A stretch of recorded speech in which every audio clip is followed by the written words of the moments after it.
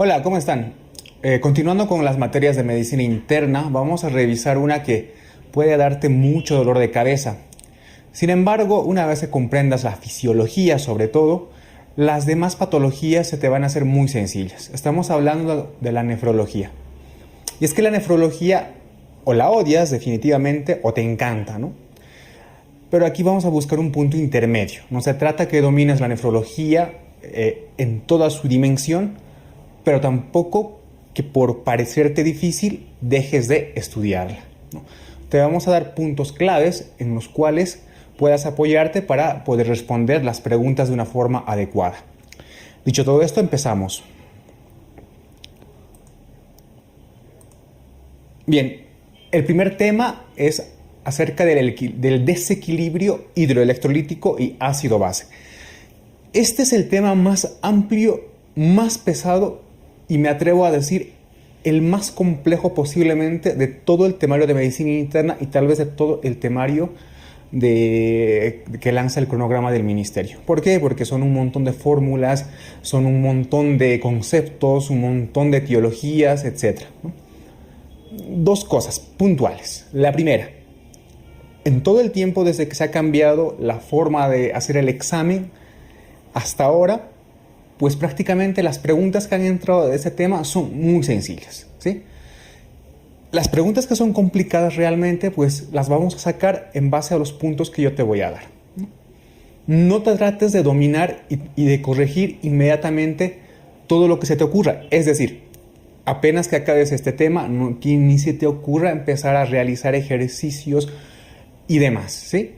Lo que nos importa por el momento son conceptos teóricos. Y con esos conceptos teóricos vamos a poder desarrollar de una manera adecuada los ejercicios.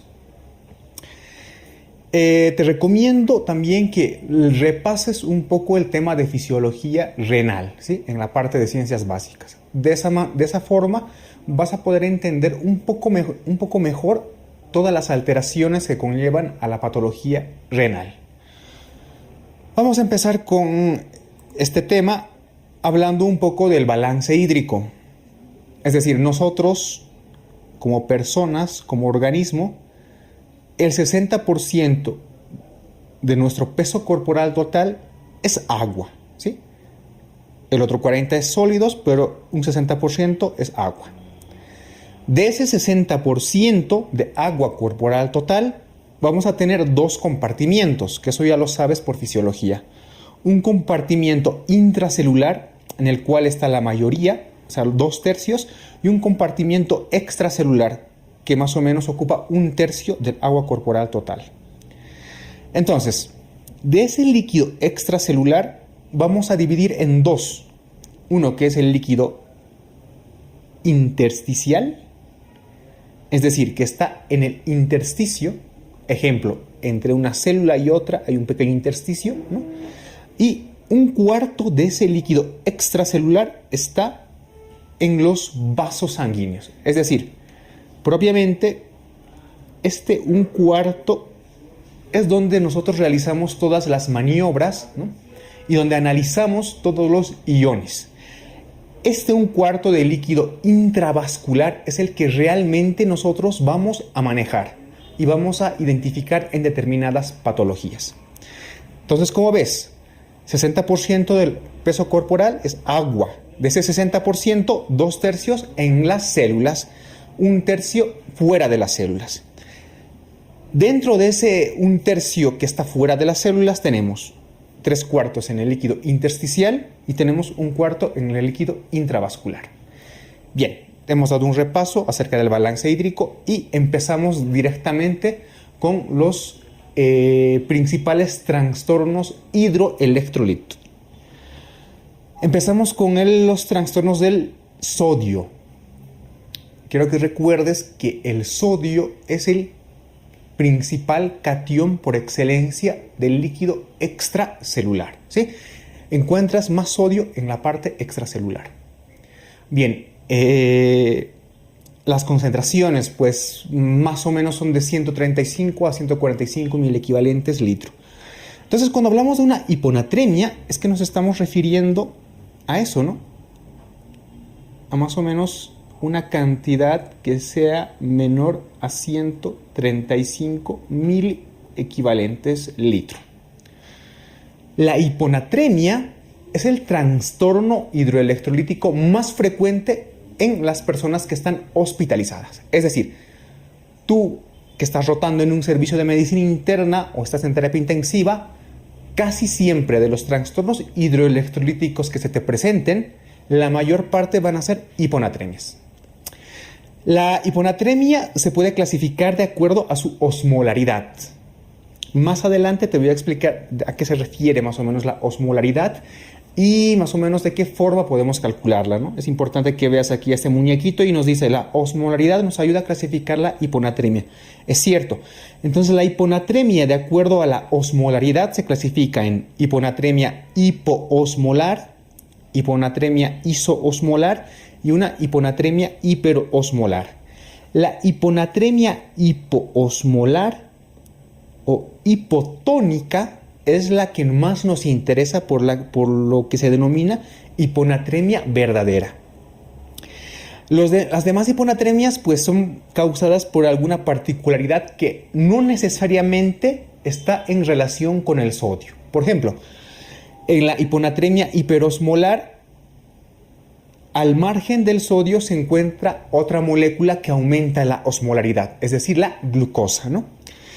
En las hiponatremias isoosmolares, si bien no hay alguna molécula que aumente la osmolaridad, pues hay una concentración alta de lípidos, ¿no? Y eso desplaza al sodio, lo que nos hace pensar en una hiponatremia. Pero es que en realidad el sodio no está bajo, simplemente que los ácidos grasos o los lípidos están desplazando al sodio.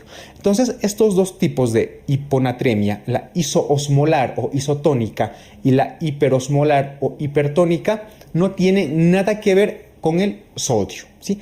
En cambio, la hiponatremia hipotónica o hipoosmolar es la que realmente está en relación con el sodio. Para que recuerdes, la hiponatremia hiperosmolar está en relación con la glicemia, es decir, con una elevación de la glucosa. La hiponatremia isoosmolar o isotónica está en relación con los lípidos, con un aumento de los lípidos. Y más adelante, la que sí nos interesa, la hipoosmolar, es la que vamos a estudiar a más detalle. Te he comentado de que tenemos que hablar un poco acerca de la osmolaridad plasmática, pues que hemos definido que una hiponatremia puede ser hiper, iso o hipoosmolar. Pero, ¿qué es la osmolaridad propiamente? Bueno, la osmolaridad es la concentración de solutos en un determinado líquido, ¿no? Quédate con eso, simplemente. Entonces, en nuestro organismo, los principales osmoles o los principales solutos que nos dan esa concentración, pues son evidentemente el sodio, también está la glucosa y la urea, ¿sí? Entonces, para calcular la osmolaridad tenemos dos fórmulas. La primera que te señalo, que nos calcula simplemente la osmolaridad plasmática, y la otra, la osmolaridad plasmática efectiva. Entonces, en ambos hay una cierta diferencia de parámetros, ¿no? Por ejemplo, para calcular la osmolaridad plasmática simplemente multiplicamos el sodio por 2 y hacemos la operación más glucosa sobre 18 más urea sobre 6 y la concentración normal está entre 275 a 200 miliosmoles de kilogramo de agua. La osmolaridad efectiva, que es una fórmula más corta y solamente toma en cuenta al sodio y la glucosa, nos dice que multipliquemos el sodio por 2 más la glucosa sobre 18 y nos dice que el parámetro normal está alrededor de 275 a 285 miliosmoles. Entonces, como parámetro podemos decir que entre 275 y 285 pues está el parámetro para definir una hipoosmolaridad o una hiperosmolaridad.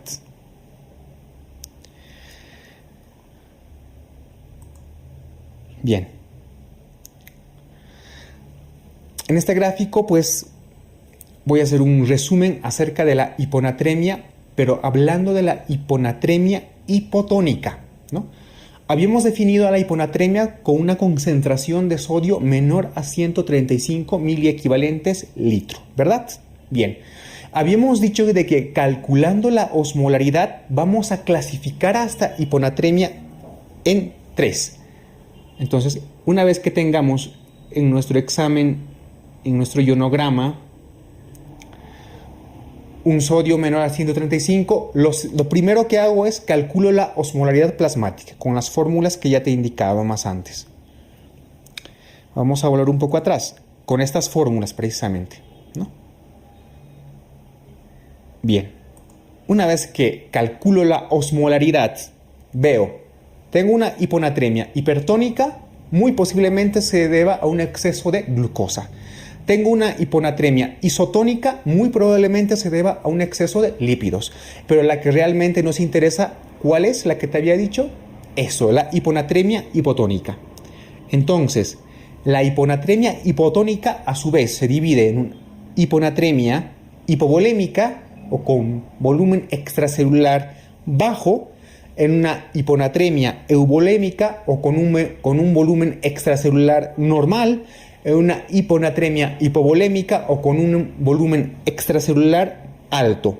Sé que esto es muy confuso, pero lo tenemos que llevar de esa manera. Entonces, el primer paso, calcular la osmolaridad. Una vez que defino a qué tipo de hiponatremia pertenece, pues la vuelvo a clasificar. La hiponatremia verdadera, recuerda que es la hiponatremia hipotónica. Bien, la hiponatremia hipovolémica es porque hay una pérdida de líquido y de sodio a la vez, ¿sí? Hay una pérdida de volumen extracelular y a la vez hay una pérdida de sodio. Y tenemos dos causas principales: las pérdidas extrarrenales, ¿no?, en las cuales como parámetro nos va a ayudar el sodio urinario, y recuérdalo bien. El sodio urinario, si es menor a 20 miliequivalentes litro, ¿no?, en un contexto de hiponatremia hipovolémica, pues tenemos que pensar en pérdidas extrarrenales, como puede ser los vómitos, la diarrea o un gran quemado. Por el contrario, si en una hiponatremia hipovolémica, es decir, cuando baja el volumen extracelular y a la vez baja el sodio urinario es mayor a 20 miliequivalentes litro, es que las pérdidas son de tipo renal. Y las principales causas, ¿cuáles son? Los diuréticos, la nefropatía intersticial y la insuficiencia suprarrenal primaria, ¿vale? Bien, si nos encontramos frente al caso de una hiponatremia hipotónica euvolémica o con volumen extracelular normal, la principal causa es el síndrome de secreción inadecuada de ADH y también el hipotiroidismo y la insuficiencia suprarrenal, pero secundaria. Recuerda, la insuficiencia suprarrenal primaria te causa hiponatremia de tipo hipovolémico y la insuficiencia suprarrenal secundaria te causa hiponatremia, pero de tipo euvolémica. Bien, si tenemos una hiponatremia pero con un volumen extracelular elevado, es decir, que nuestro cuerpo está reteniendo agua pero nosotros estamos eliminando sodio, las causas pueden ser las siguientes. Otra vez tomamos el sodio urinario como parámetro. Si el sodio urinario es mayor a 20 miliequivalentes litro, hablamos de pérdidas extrarrenales. Pero en este caso no hablamos de pérdidas, hablamos de retención, ¿sí? En la hiponatremia hipervolémica hablamos de retención. En la hiponatremia hipovolémica hablamos de pérdida. Eso no lo olvides. Entonces, si tenemos un sodio urinario menor a 20 miliequivalentes litro y tenemos un volumen extracelular elevado, las causas principales pueden ser, en primer lugar, la insuficiencia cardíaca, en segundo lugar, la cirrosis hepática y en tercer lugar, el síndrome nefrótico. Por el contrario, si mi sodio urinario es mayor a 20 miliequivalentes, entonces, en el contexto de una hiponatremia hipervolémica, pues tenemos que pensar en retención, pero de tipo renal. Es decir, en un fracaso renal agudo oligúrico o en una enfermedad renal crónica. Bien, de esa manera hemos desglosado todo este flujograma. Recuerda, hiponatremia hipovolémica hablamos de pérdidas, hiponatremia hipervolémica hablamos de retención en relación al agua principalmente.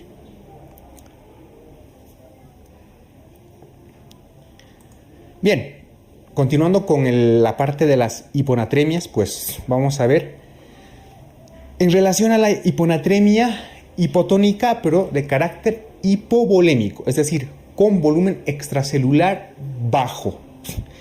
Y te había indicado que las causas pueden ser extrarrenales o renales, ¿no?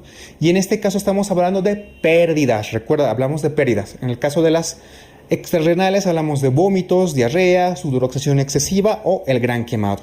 En el caso de las pérdidas renales, pérdidas otra vez, hablamos de abuso de diuréticos, nefropatía intersticial, la insuficiencia quística medular renal y sobre todo la insuficiencia suprarrenal primaria. Ojo con el abuso de diuréticos. El abuso de diuréticos nos hace eliminar agua, pero también gran cantidad de sodio. Y es por eso que nos puede llevar a una hiponatremia hipovolémica. Recuerda, en una hiponatremia hipovolémica tienes que tomar en cuenta siempre el sodio urinario. Si es menor a 20, hablamos de pérdidas extrarrenales. Y si el sodio urinario es mayor a 20, estamos hablando de causas renales. Bien. Hablando de la hiponatremia, pero hipervolémica, con retención. Siempre hablo de retención en hipervolemia. Hiponatremia hipervolémica con retención, igual. Pueden ser causas extrarrenales, una retención extrarrenal, o pueden haber causas renales, ¿no? Entre las causas extrarrenales de retención para una hiponatremia hipervolémica, la insuficiencia cardíaca, la cirrosis hepática y el síndrome nefrótico. Y evidentemente, entre las causas renales tenemos al fracaso renal agudo oligúrico y a la enfermedad renal crónica. Recuerda, otra vez, tomamos como parámetro el sodio urinario. Si el sodio urinario aquí es menor a 20, siempre nos da indicio de una hiponatremia hipervolémica de causa extrarrenal. Si en el entorno de una hiponatremia hipervolémica hablamos de un sodio urinario mayor a 20, ¿no? Entonces hablamos de causas renales. Otra vez te voy a volver a mostrar el flujograma, ¿no? Hiponatremia hipervolémica, sodio urinario menor a 20, retención extrarrenal. Hiponatremia hipervolémica, sodio urinario mayor a 20, retención renal. Muy bien.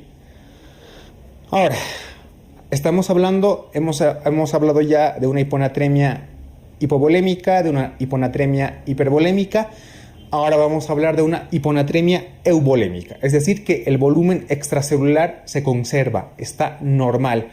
Y los casos principales son el hipotiroidismo, la insuficiencia suprarrenal secundaria y esta patología que la vamos a desglosar en este momento, que es el síndrome inadecuado de secreción de ADH.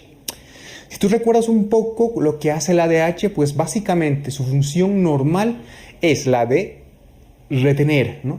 Retener agua a través del túbulo colector, es decir, nos retiene una gran cantidad de agua, ¿no? Por eso es antidiurética, es decir, disminuye la cantidad de agua que se elimina por los riñones, ¿no? Entonces, en esta patología hay una secreción inadecuada, se refiere a que hay un aumento en la secreción de la ADH, ¿no? Por la neurohipófisis. Por lo tanto, hay una retención excesiva de agua. Y esa retención excesiva de agua es la que nos lleva a una hiponatremia. Entre las causas principales del síndrome inadecuado de ADH, por ejemplo, tenemos las neumopatías. Acuérdate de eso, las neumopatías están en relación con el CADH, sobre todo la neumonía, la tuberculosis, un carcinoma pulmonar, también las enfermedades que están en relación con el sistema nervioso central, tumores, hemorragias, subaracnoidea principalmente, las meningitis y algunos fármacos. Entonces, estas son las principales causas del síndrome de CADH, ¿no? Las neumopatías y las enfermedades del sistema nervioso central. Bien, ¿cuáles son los principales criterios para definir a una CADH, a un síndrome de secreción inadecuada de ADH? Principalmente si el paciente tiene una hiponatremia hipotónica con un volumen extracelular normal, es decir, una hiponatremia euvolémica. Luego que la osmolaridad urinaria y el sodio urinario estén elevados en relación a la osmolaridad y al sodio plasmático, ¿sí? Es decir, la osmolaridad urinaria sea mayor a la osmolaridad plasmática y a su vez el sodio urinario sea mayor al sodio plasmático, pero sobre todo la osmolaridad. Y que evidentemente este síndrome de CADH pues es un diagnóstico por descarte, es decir, que la función suprarrenal y la tiroidea pues sean normales. ¿Por qué?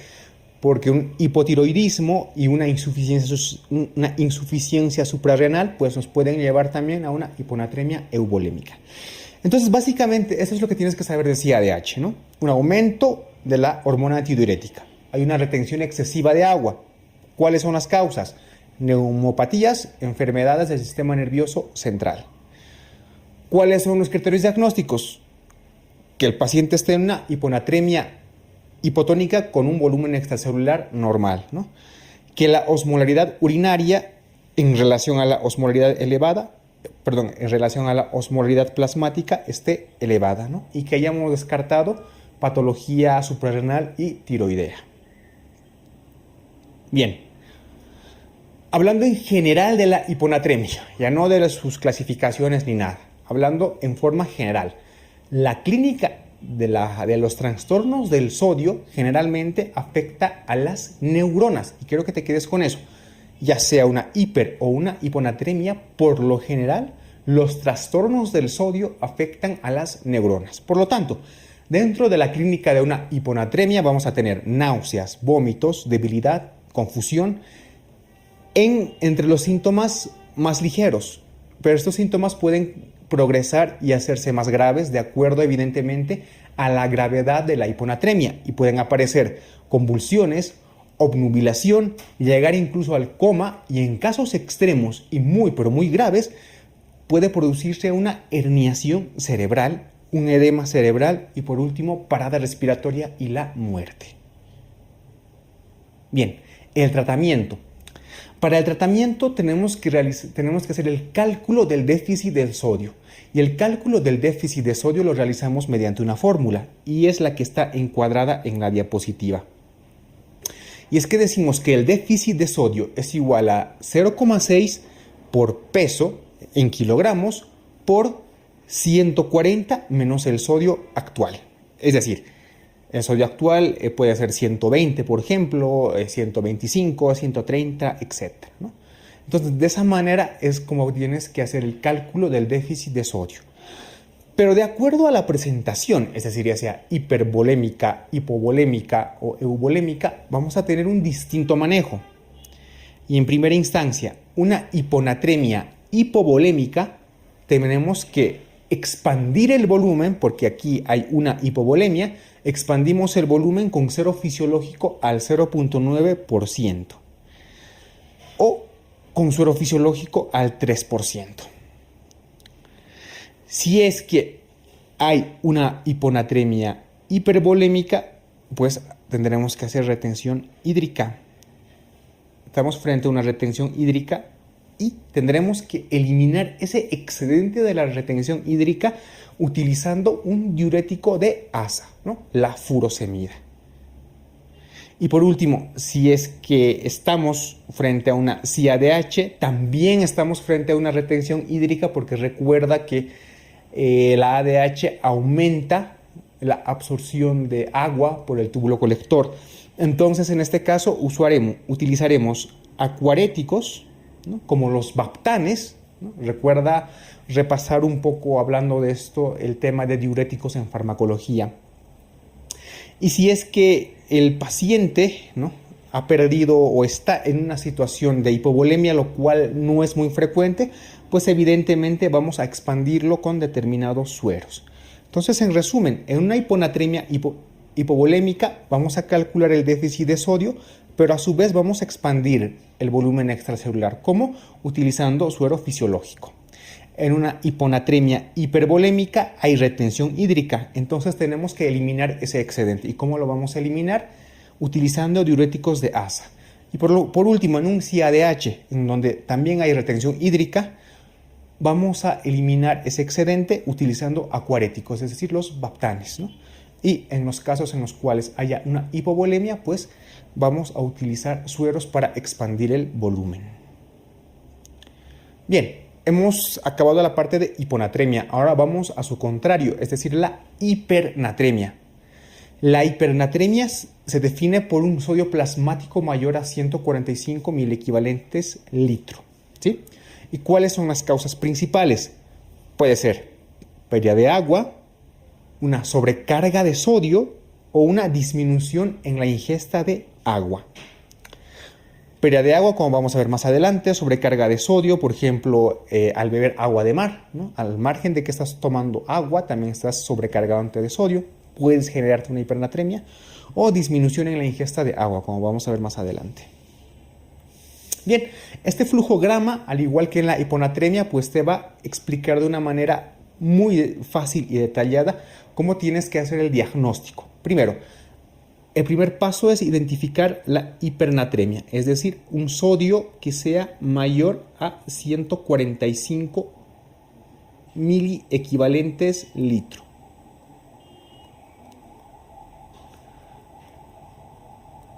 Luego, tenemos que ver en qué contexto está mi hipernatremia.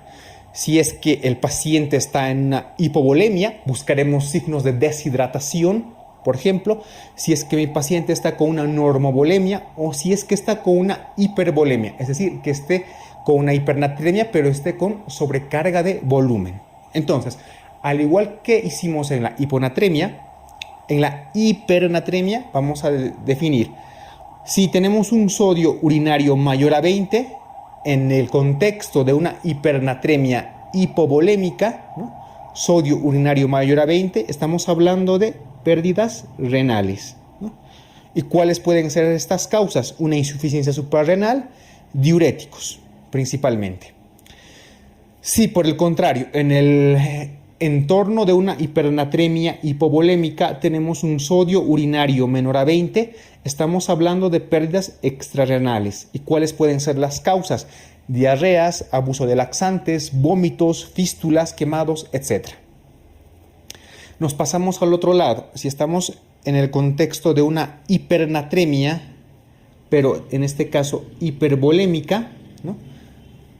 Y vemos que el sodio urinario es mayor a 20, estamos hablando de ganancia de sodio. Y puede ser por las siguientes causas: un hiperaldosteronismo o un síndrome de Cushing, ¿sí? En estos casos puede haber una ganancia de sodio. Si estamos en el contexto de una hipernatremia normovolémica, ¿sí? Y el sodio urinario, que bien puede ser variable, si no es muy necesario, tenemos que hacer dos diferencias. La primera, si estamos frente a pérdidas renales, estamos hablando de una diabetes insípida, que es lo que vamos a repasar a continuación. Y si en el contexto de una hipernatremia normovolémica hablamos de pérdidas extrarrenales, hablamos principalmente de una fiebre o una hiperventilación. Bien, entonces de esta manera el flujograma queda de esa manera. Lo primero, tienes tu ionograma, sodio mayor a 145, hipernatremia. Ves el contexto del paciente. El paciente está con signos de deshidratación, su presión arterial está baja, estamos frente a una hipovolemia. Por el contrario, ves a un paciente que está con sobrecarga de volumen, con edemas, etc., estamos en una hipernatremia pero con hipervolemia. Y en el tercer caso, que no es tan frecuente, bueno, pues tenemos una hipernatremia con una normovolemia, ¿no? En el caso de una hipernatremia hipovolémica, toma en cuenta el sodio urinario. Si es mayor a 20, pérdidas renales. Si es menor a 20, pérdidas extrarrenales.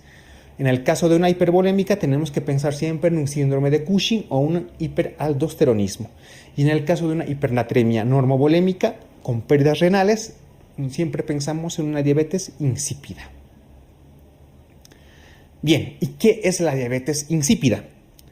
Hace un momento te había hablado del famoso síndrome de secreción inadecuada de ADH, el famoso CADH. Pues la diabetes insípida es lo contrario, ¿sí?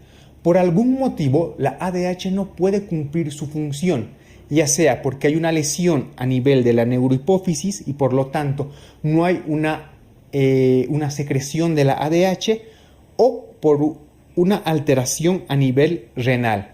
Es decir, que la neurohipófisis secreta normalmente la ADH, pero esta ADH no puede cumplir su función en el riñón. Hay una resistencia del riñón a la ADH, ¿no? Entonces, de acuerdo a esta clasificación, tenemos dos tipos de diabetes insípida.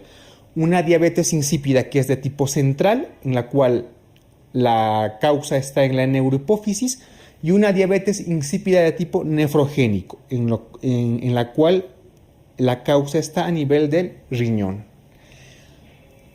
¿Qué es lo que pasa? Si no hay una respuesta al ADH o no hay una buena secreción de la ADH, pues el riñón no puede absorber el agua en el túbulo colector, lo que se traduce en una poliuria, ¿sí?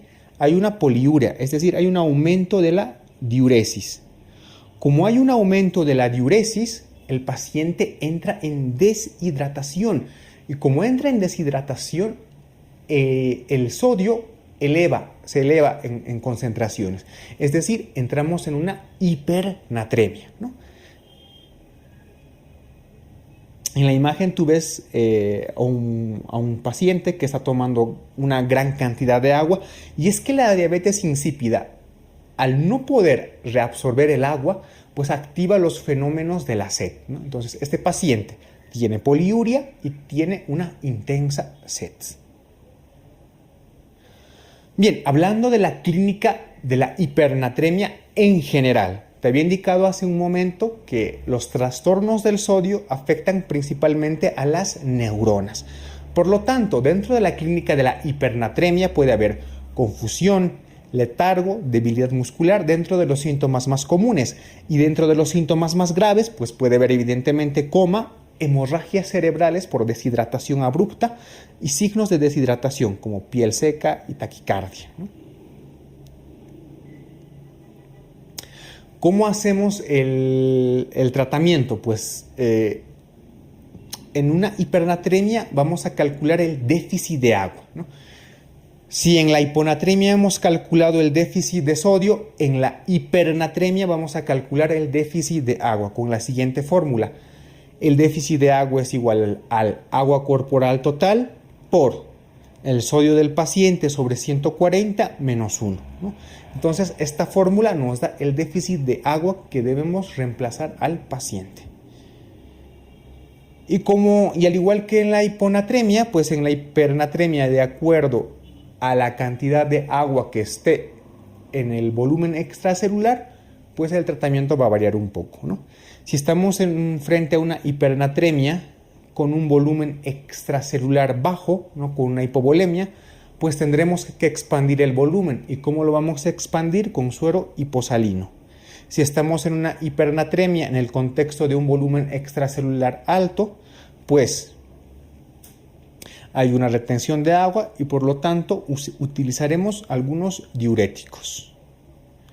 Y si estamos en el contexto de una diabetes insípida en la cual hay una hipernatremia, pues también hay una alteración en la diuresis, hay una poliuria, y en este caso utilizaremos desmopresina, ¿sí? Bien, eso es todo respecto de las alteraciones del sodio. Ahora vamos a ir con las alteraciones del potasio. Bien, primero, el potasio, al contrario que el sodio, va a afectar principalmente al músculo esquelético y cardíaco, ¿no? Entonces, la sintomatología de los trastornos del potasio se van a dar principalmente a nivel del músculo cardíaco y a nivel del músculo esquelético. Entonces empezamos con la hiperpotasemia. La hiperpotasemia se define como un potasio plasmático mayor a 5 miliequivalentes litro. ¿Y cuáles son sus causas? Podemos definir 3 causas principales. Una hiperpotasemia por redistribución, que se puede ver sobre todo en una acidosis metabólica, en un déficit de insulina, como en una cetoacidosis diabética, o por el uso de beta bloqueantes. En el otro contexto puede haber una hiperpotasemia por excreción inadecuada de este ion, una excreción inadecuada del potasio. Puede ser resultado, por ejemplo, de unos efectos adversos en el uso de los YECA y de los ARA2, porque estás bloqueando el sistema renina-angiotensina-aldosterona. También ves una excreción inadecuada de potasio en una nefropatía diabética, en el entorno de un fracaso renal agudo oligúrico y en una enfermedad renal crónica avanzada. En estos casos ves hiperpotasemia por una disminución en la excreción. Y por último, hay casos de pseudo-hiperpotasemia en los cuales hay un recambio celular bastante alto. Bien, la hiperpotasemia se puede clasificar de acuerdo a la concentración de potasio y de acuerdo a esta concentración vamos a tener ciertos cambios característicos en el electrocardiograma. Lo que ves en la imagen es la imagen típica de un electrocardiograma con una hiperpotasemia, ¿no? Las famosas ondas T picudas, ¿no? Esta famosa onda T picuda. Es la forma característica de una hiperpotasemia en un electrocardiograma, una onda T picuda. Entonces vamos a repasar un poco esta tablita que te presento aquí a continuación, ¿no? Tú ves esta tabla y ves las concentraciones de 5 a 6 mil equivalentes de potasio. Estamos hablando de una hiperpotasemia leve, ¿no? Y el electrocardiograma estará sin cambios. En una hiperpotasemia entre 6 a 7 mil equivalentes estamos hablando de una hiperpotasemia moderada. Y aquí sí se presentarán las famosas ondas T picudas, ¿no? Que es el signo característico de una hiperpotasemia en el electrocardiograma. Si la concentración de potasio es mayor a 7, pues estaremos en el entorno de una hiperpotasemia grave, y en estos casos pues sí, que puede haber desde un ensanchamiento del QRS hasta un bloqueo auriculoventricular. Bien, al igual como hemos hecho en las hipernatremias y en las hiponatremias, en los trastornos del potasio pues vamos a hacer algunos flujogramas. En este caso estamos hablando de la hiperpotasemia. En primer lugar identificamos en el ionograma potasio mayor a 5, hablamos hiperpotasemia. Nos preguntamos, ¿existe lisis de células sanguíneas? Si es sí, estamos hablando de una pseudo-hiperpotasemia, ¿sí? Si la respuesta es no, tenemos que valorar el potasio urinario y el gradiente tubular de potasio. Vemos esos dos parámetros. Si el potasio urinario está menor a 40 miliequivalentes o el gradiente transtubular de potasio está mayor a 7, tenemos dos opciones. O es una hiperpotasemia por redistribución, en los cuales las más frecuentes son la acidosis metabólica, o una cetoacidosis diabética en relación con una hiperglucemia grave, ¿no? O por liberación tisular, en los cuales tenemos la rhabdomiólisis, la quemadura, la hemólisis y traumatismos extensos. Si por el contrario nuestro potasio urinario es menor a 40 miliequivalentes o el gradiente transtubular de potasio es menor a 7, tenemos muy probablemente tendremos que fijarnos el filtrado glomerular. Si el filtrado glomerular está alterado, estamos frente a una insuficiencia renal, ya sea aguda o muy probablemente a una enfermedad renal crónica. Bien, vamos a hablar acerca de las manifestaciones clínicas con las que cursa la hiperpotasemia. Te había mencionado antes de que los trastornos del potasio afectan principalmente al músculo esquelético, en algunos casos también al músculo liso, pero sobre todo al músculo esquelético y al músculo cardíaco. Por lo tanto, las manifestaciones clínicas de la hiperpotasemia van a estar en relación. Por ejemplo, en el músculo esquelético existirá la presencia de parestesias, existirá la presencia de debilidad, calambres, y en casos graves pues puede producirnos una parálisis flácida. Por el contrario, a nivel del corazón, pues en casos graves nos puede provocar bloqueos auriculoventriculares, una fibrilación ventricular o una parada cardíaca inminente, una asistolia. El tratamiento, bien, el tratamiento pues está en relación directa, ¿no?, en evitar las complicaciones graves a nivel cardíaco, ¿no?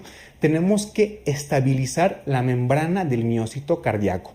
Por lo tanto, el principal fármaco que vamos a administrar para tratar una hiperpotasemia es el gluconato de calcio.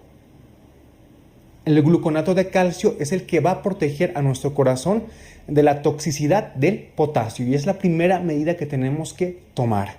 ¿Bien? Posteriormente, si podemos desplazar el potasio temporalmente a las células, podemos utilizar sueroglucosado más insulina, porque la insulina hace que el potasio ingrese a las células, ¿no? Y finalmente, para eliminar el potasio por vía renal, utilizaremos furosemida por vía intravenosa.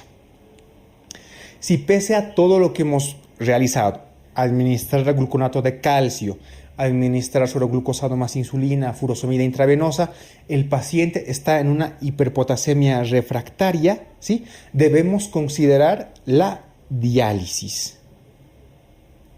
En una hiperpotasemia que no responde a tratamiento conservador, tenemos que plantearnos sí o sí la diálisis, porque recuerda, la toxicidad en la hiperpotasemia nos puede llevar a una parada cardíaca inminente. Bien, ya hemos hablado de la hiperpotasemia, vamos con su contrario, ¿no? La hipopotasemia. Bien, la hipopotasemia se define como un potasio plasmático menor a 3.5 milequivalentes litro, ¿no? Y dentro de sus causas principales tenemos una disminución del consumo que es muy poco frecuente, ¿no?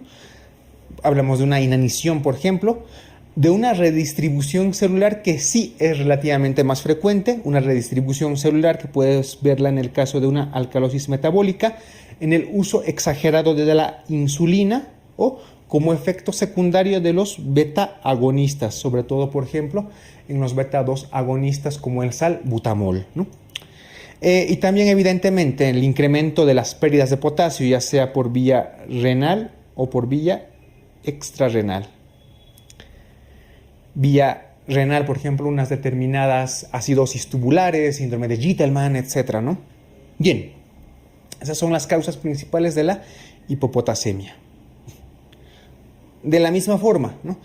Las manifestaciones clínicas van a ir dirigidas a las alteraciones en el músculo esquelético, en este caso también en el músculo liso, y a las alteraciones cardíacas. A nivel del músculo esquelético vamos a tener debilidad, calambres, ¿no? En casos graves puede producirse una rhabdomiólisis. En este caso sí que puede afectarse el músculo liso y nos puede producir un ilio paralítico. Y a nivel del corazón, pues nos puede producir desde la prolongación del intervalo QT a una onda T plana o a determinadas arritmias. ¿Cómo vamos a realizar el tratamiento? Bueno, principalmente el tratamiento etiológico de la hipopotasemia, es decir, ¿por qué se está produciendo esta hipopotasemia? Si es por un exceso de insulina, si es por un exceso, no sé, de beta agonistas, si es por un exceso de pérdidas renales, como en las acidosis tubulares, ¿no? Si probablemente estás frente a unas pérdidas extrarrenales, como diarreas, etc., ¿no? Entonces tienes que corregir en principio la etiología de la hipopotasemia. Posteriormente tenemos que evaluar si es una hipopotasemia aguda o si es una hipopotasemia crónica. En el caso de que sea una hipopotasemia crónica y posiblemente reagudizada, ¿no? Como por ejemplo en las acidosis tubulares, etc., podemos utilizar la vía oral, en este caso el cloruro de potasio por vía oral como suplemento, ¿no? En el caso de las alcalosis, y si estamos en el caso de una acidosis metabólica, utilizaremos citrato potásico. La vía intravenosa, ¿sí?, debe limitarse a los pacientes en los cuales no se puede utilizar la vía enteral o en caso de complicaciones realmente graves, ¿no? La presencia de arritmias cardíacas en el entorno de una hipopotasemia. Ahí tenemos que utilizar la vía intravenosa. ¿Y qué vamos a utilizar? Cloruro potásico, ¿no?, combinado con soluciones salinas. Recuerda que el manejo del potasio realmente es de mucho cuidado, por lo tanto, por lo general, se va a realizar en unidades de cuidados intensivos, ¿sí? Porque al tener una estrecha relación con el corazón, ¿no?, el manejo del potasio tiene que ser muy, pero muy cuidadoso. Bien, hemos terminado la primera parte del tema de desequilibrio hidroelectrolítico. A continuación, vamos a pasar a las alteraciones del desequilibrio ácido-base. Bien, entonces,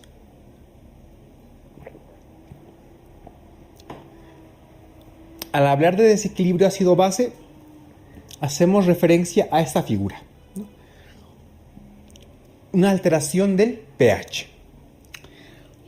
Si el pH está bajo, es decir, está menor a su expresión normal, hablamos de una acidosis. Por el contrario, si el pH está alto de su nivel normal, estamos hablando de una alcalosis. Bien, antes de hablar del desequilibrio ácido-base, vamos a ver los parámetros normales, ¿no?, en relación con el equilibrio ácido-base, ¿no? Estos parámetros los vamos a obtener generalmente de una gasometría. Entonces, para hacerlo de una forma más fácil, y es que sí o sí tienes que memorizarte este tema porque no te queda de otra, ¿sí? Porque lamentablemente estos datos sí tienen que quedarte en tu cabeza. Entonces vamos a hacer lo siguiente. Vamos a adecuarlo todo al número 5, ¿no?, para que puedas memorizarlo de una manera más rápida. Entonces, el pH normal está entre 7.35 a 7.45. La presión arterial de dióxido de carbono, pues la vamos a sacar eliminando ese 7. Entonces, la presión arterial de dióxido de carbono está entre 35 a 45 milímetros de mercurio. Y la concentración normal del bicarbonato, ¿no?, está entre 23 y 27. Pero para nosotros, por la regla de los 5, vamos a decir que la concentración normal del bicarbonato está con un punto medio en 25. Entonces, pH normal 7.35, 7.45. Presión arterial de dióxido de carbono normal 35, 45 milímetros de mercurio. Concentración normal de bicarbonato más menos 2, 25, es decir, entre 23 y 27, ¿no? Entonces, esos son los datos claves que tienes que manejar en relación con el equilibrio ácido-base. Pues bien, empezamos. Este tema realmente es un poco ampuloso y complicado, pero no quiero que te compliques con mucha teoría. Solamente con conceptos claves, y así vamos a ir sacando las preguntas. Entonces, la acidosis se puede dividir en dos tipos. Tenemos una acidosis metabólica y una acidosis de tipo respiratorio. Antes de hablar propiamente acerca del pH, dióxido de carbono, etc., vamos a hablar de la etiología. La etiología de la acidosis metabólica está en relación con una enfermedad renal crónica, con una cetoacidosis diabética, con diarrea, con una intoxicación por aspirina, por ejemplo. En cambio, la acidosis de tipo respiratorio va a estar en relación más con la hipoventilación de un paciente, es decir, hipoventilación me refiero a enfermedades neuromusculares, intoxicación por benzodiazepinas. Entonces recuerda, acidosis respiratoria es sinónimo de hipoventilación y acidosis metabólica es sinónimo de enfermedad renal crónica, cetoacidosis diabética o intoxicación por algún ácido como el etanol o la aspirina. Pues bien, entonces, hablando un poco de la acidosis en ambos parámetros, te he dicho que el pH está bajo, es decir, está menor de 7.35 en ambos, tanto en la metabólica como en la respiratoria. Pasamos al dióxido de carbono. En la acidosis metabólica, el trastorno propiamente está a nivel del bicarbonato. Entonces, en una acidosis metabólica, donde la molécula que va a estar más afectada es el bicarbonato, es decir, va a estar mucho más bajo. Y por compensación o por equilibrio químico, también va a bajar el dióxido de carbono, pero sobre todo el que está más alterado es el bicarbonato. Por el contrario, en una acidosis de tipo respiratorio, si bien el pH también está bajo, pero por la hipoventilación que se produce, hay un aumento pero del dióxido de carbono, ¿sí? Y por equilibrio químico también va a aumentar el bicarbonato, ¿no? Pero sobre todo en la acidosis respiratoria va a estar afectado el dióxido de carbono, va a estar aumentado. Entonces, en resumen, en la acidosis metabólica, tanto el pH como el bicarbonato están bajos, pero sobre todo el bicarbonato, ¿no? Y por equilibrio químico baja el dióxido de carbono. En cambio, en una acidosis respiratoria, ¿está bajo el pH? Sí, pero va a estar elevado sobre todo el dióxido de carbono, esto por la hipoventilación, ¿no? Y el bicarbonato por equilibrio químico también va a estar elevado. Hay un dato en las gasometrías que si tú alguna vez vas a estar rotando por terapia intensiva o en medicina interna o en nefrología, que es el que te dan en las gasometrías, que se llama exceso de bases. El exceso de bases generalmente tiene como valor normal entre -2 a +2, ¿sí? Este exceso de bases solamente lo vas a utilizar en los trastornos de tipo metabólico, ya sea acidosis o alcalosis, pero solo en los trastornos de tipo metabólico. Entonces, en los respiratorios, olvídate de los excesos de bases, ¿sí? Solo en los trastornos metabólicos. En una acidosis metabólica, este exceso de bases pues está bajo, ¿no? Porque precisamente estamos perdiendo bicarbonato. Entonces está bajo, ¿no? Recuerda, en una metabólica más afectado el bicarbonato y en una respiratoria más elevado el dióxido de carbono, ¿no? Y apréndete las causas principales de cada uno. Bien, vamos a enfocarnos ahora un poco más específicamente en la acidosis metabólica, porque está más en relación con patología renal, ¿no? Entonces, una vez que hemos identificado una acidosis metabólica, es decir, el bicarbonato está bastante bajo, tenemos un pH menor de 7,75, evidentemente estamos enfrente de una acidosis metabólica.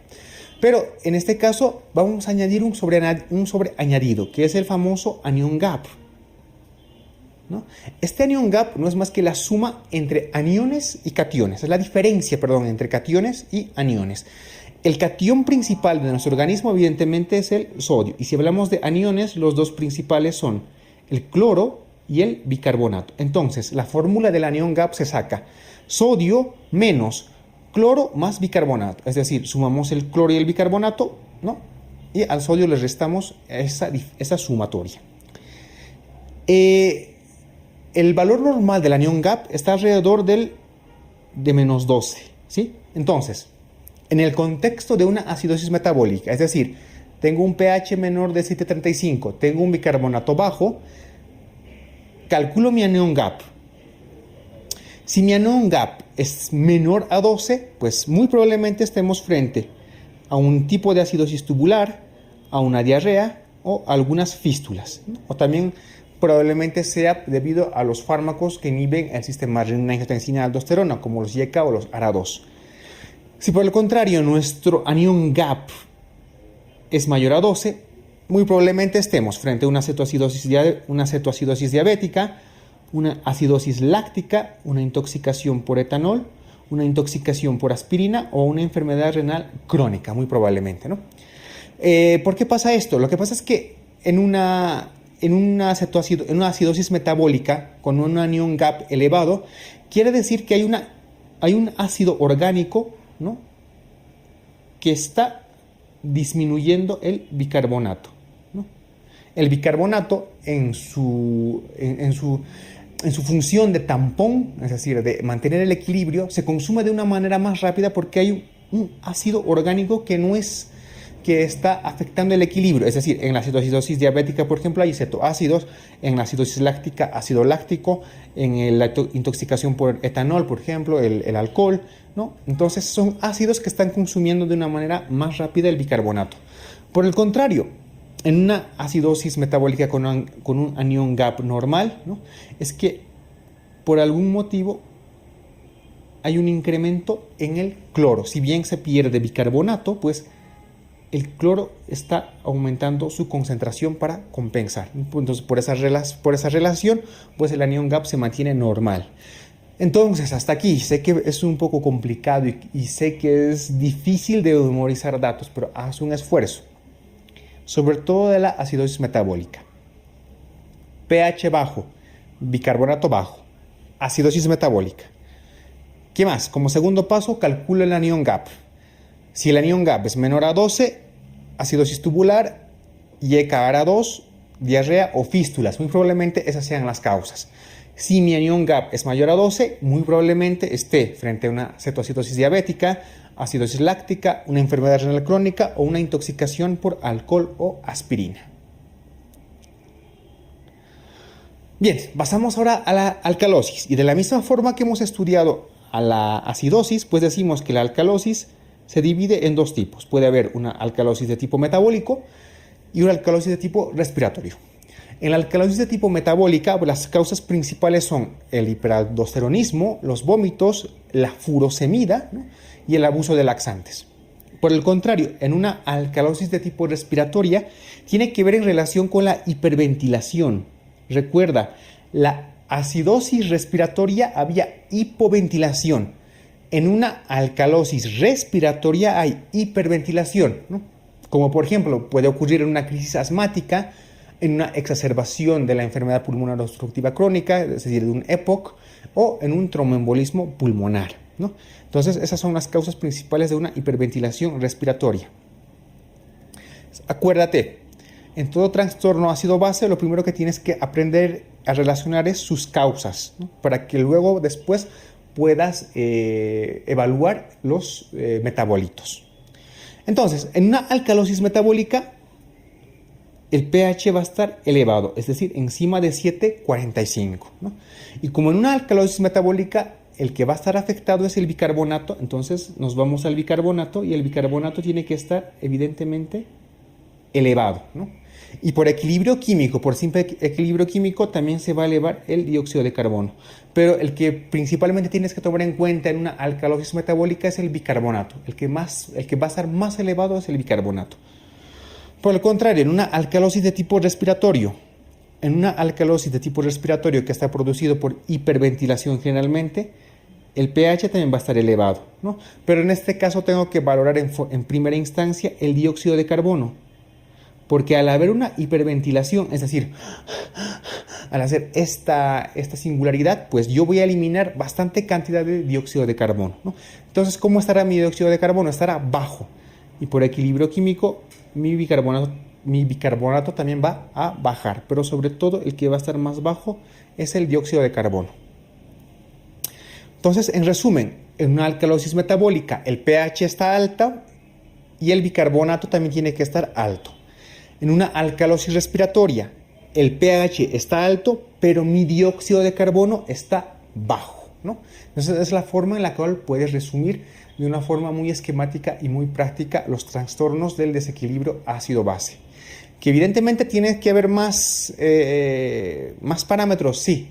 Por ejemplo, podemos hablar de una alcalosis o una acidosis metabólica mixta, pura, compensada, descompensada, etc., ¿no? Pero tenemos que irnos a lo práctico, ¿no?, a lo que van a preguntar en el examen de la residencia, ¿no? Y es que las compensaciones, los trastornos mixtos son muy, pero muy difíciles que los pregunten, ¿no? Entonces, nosotros nos tenemos que guiar básicamente en estos conceptos básicos tanto de la alcalosis como de la acidosis. Para fortuna tuya, ¿no?, hasta el momento, no han salido preguntas de ejercicios como tal en relación a la alcalosis o a la acidosis metabólica en los exámenes de residencia, pero que sí pueden ser muy, pero muy preguntables. Entonces es un poquito de paciencia y te digo sobre todo un poquito de atención en las videoclases, ¿no? Y de esta manera es como hemos concluido el primer tema.